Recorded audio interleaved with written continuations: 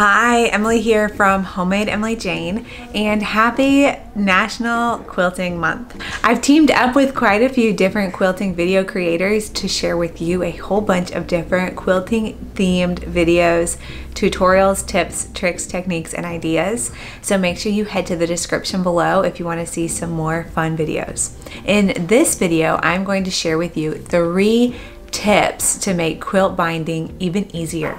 So if you are brand new to quilting and you need a full tutorial for quilt binding, check that out right here.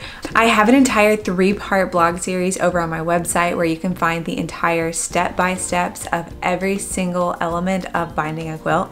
But today I'm just going to share 3 quick tips for you. A while ago, I made this mini quilt of a star quilt block and I never actually finished it. But if you want the tutorial for this star, go ahead and check it out right here. I made it using the AccuQuilt Prairie Star die. So let's get to binding. The first tip I'd like to share with you is prior to actually making your binding or attaching it to the quilt, I like to do something to finish the edge around the quilt. So you'll see here, I've done some zigzag stitches around the edge of this. If you have a serger, serging around the edges of your quilt is really helpful because it just kind of combines all those layers into one solid layer and it gives it a little bit extra sturdiness to it as you get ready to add in your binding. If you don't have a serger, a zigzag stitch works really well. I personally prefer using a serger because it gets rid of all these extra little pieces of thread and fibers that just kind of get in the way later on. So tip number 1 is to finish the edge of your quilt, either zigzag or serging. Tip number 2 has to do with how I make the binding and then also how I place the binding when I'm getting ready to sew it onto the quilt. So you'll see here, I like to roll up my binding into a little cinnamon roll and keep it very tidy as I prepare to sew it onto the quilt. I particularly like this method because I can make the binding in advance and it's very easy to store nice and compact. When I'm ready to bind the quilt, I can pull out my little binding cinnamon roll and I can place it on the spool pin of my sewing machine.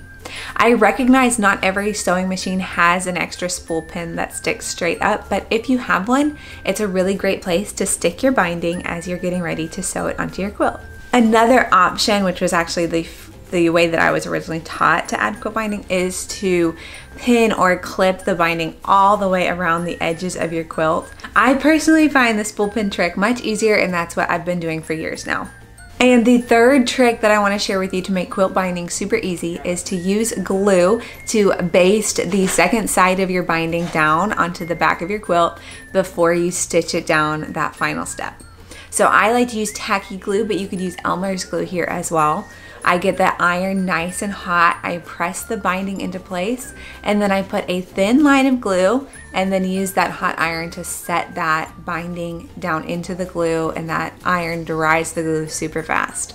Once the binding is glue basted on, it makes stitching that binding so much easier. If you've never tried it, I highly recommend trying it out.